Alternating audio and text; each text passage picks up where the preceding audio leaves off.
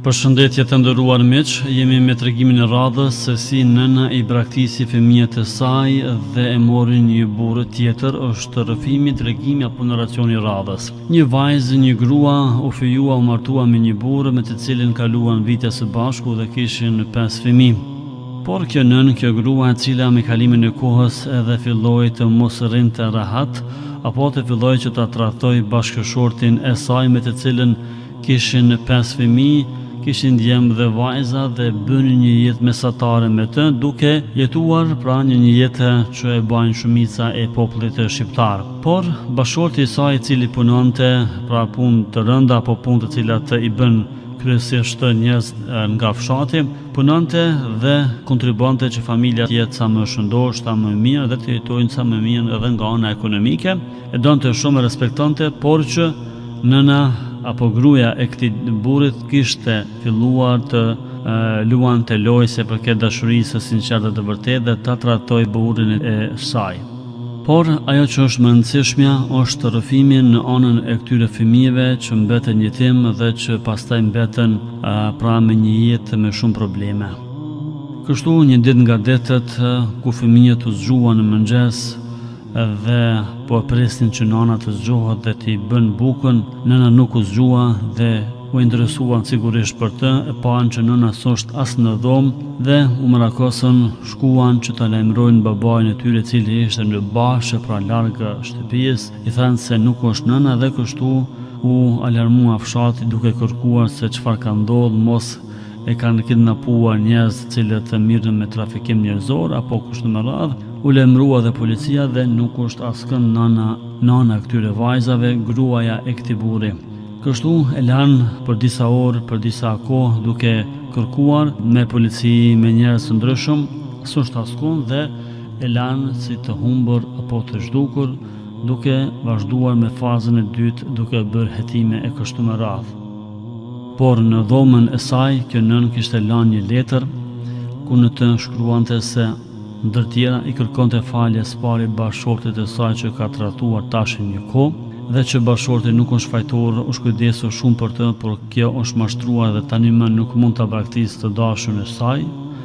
Një kërkim falje kishte shkruar për prindërit e saj, për familjen e saj, për vëllezërit dhe motrat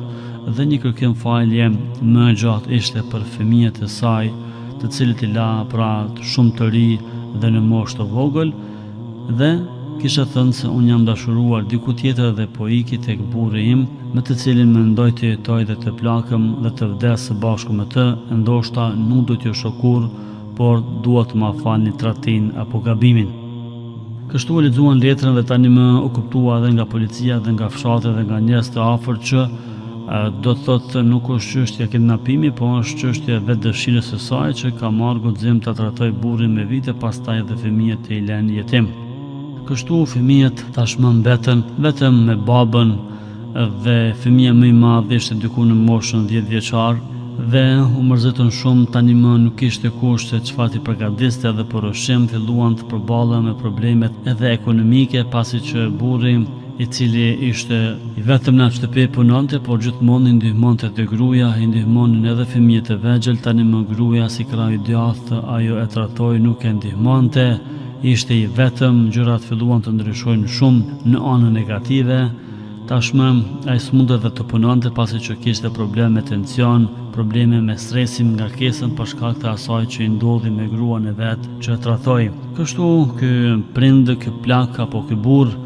pra nuk mund të punonte dhe tashmë gjendja ekonomike e këtyre fëmijëve u vështirësua, apo fëmia më i madh i cili kishte diku 10 vjeç filloi të punoj pra të ndihmoj babës vet dhe por që ishte pamundur të punonte aq sa ka punu baba i tij apo nana e tij, dikur të dy të fuqishëm dhe të shëndosh, sepse tani më prindi në këtë rast baba ishte i smur dhe nuk ishte mundësi të punonte, të ndihmonte aq shumë do të thotë fëmijëve. Kështu të gjithë fëmijët në mëngjes shkonin spari, çonin për nanën e vet, shikonin fotografitë të cilat i shikonin tinza, sepse babai i tyre tha nuk dua të shoh asnjë gjurmë të asaj grua tradhtare, nuk dua të shoh as fotografi, por këta i mbanin msheftas të gjithë të shkretit, pra sepse fëmia më i vogël ishte 2 vite e gjysmë, ikën dhe shkuan do thot në Bashkë për të ndihmuar prindit, por të mërzitur, s'kishin vullnet, pastaj ato gjëra do thot që i punonin ato, i shitshin në rrugë fëmijët me ato pare për të blerë një kafshat buke, për të bërë diçka ndonjë ushqim, sepse ishin në gjendje shumë të rëndë dhe në pakujdesje. Kështu vllau i madh dhe motra e dytë pra që vinte pas vllaut të madhit, e cila kishte dukun 7 apo 8 vjeçe, ajo kujdeset që të bënte ndonjë ushqim për babën, për vëllezërit dhe motrat, por se herë që bënte ushqim mërzite dhe çante, ishin të mërzitur për nanën që se kanë pa, ishin të mërzitur se si nana i la, ishin të mërzitur sepse s'kishte kusht i pastronte, kusht ta pastronte fëmijët, kusht i pastronte rrobat e tyre, ta mbante higjienën në familje apo në shtëpi, pra gjërat ndryshuan dhe thjesht ishin në mërzitë gjithë. Dhe kështu pra vllai i madh punonte dhe shiste gjëra së bashku me vëllezërit tjerë, por edhe motra e dytë apo pra motra si fëmijë e dytë, por motra e madhe punonte, e fshinte shtëpinë, i lante fëmijët apo vëllezërit dhe motrat e saj, por që nuk dente, ishte e re, nuk mundte, kushtet e vështira në fshat, jeta ishte e rëndë, por ajo e shreta u kujdeste për vete, për motrën 5 vjeçare, për vllaun dhe fëmijët e tjerë që ishte më i vogël 2 vite e gjysmë. Ishte një jetë e rëndë për ta derisa dhe u rritën, derisa vllau i madh pra mori hovin e tij në punë, duke shit shumë nga produktet që i kujdesishin dhe apo i kultivonin në bashkën e tyre, pastaj mori parë hua, borxh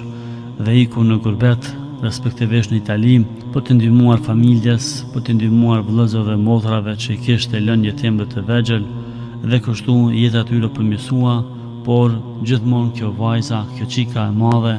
ishte si nën për fëmijët, bile 2 fëmijët e vegjël e thresnin oj nën, sepse nuk e dinin që ato fakte kishin motër, por ja që kujdesi i madh i saj ndaj tyre, shoqërimi i saj non stop me ta e bëri që ata ta thresnin oj nën. Një jetë e rëndë, e vështirë për këtë burr i cili e trajtoi gruaja, por jetë e rëndë e vështirë edhe për këta fëmijë që i la nana, pra ka ba zemër ngur me i lan fëmijët e tim për me marrë një dashnor apo një të dashur apo një burr tjetër. Zoti runë nga këto raste, Zoti na largof nga këto raste të rënda, Zoti udhëzof këtë popull. Deri tregime tjera, ju përshëndesim dhe mirë dëgjofshmëri.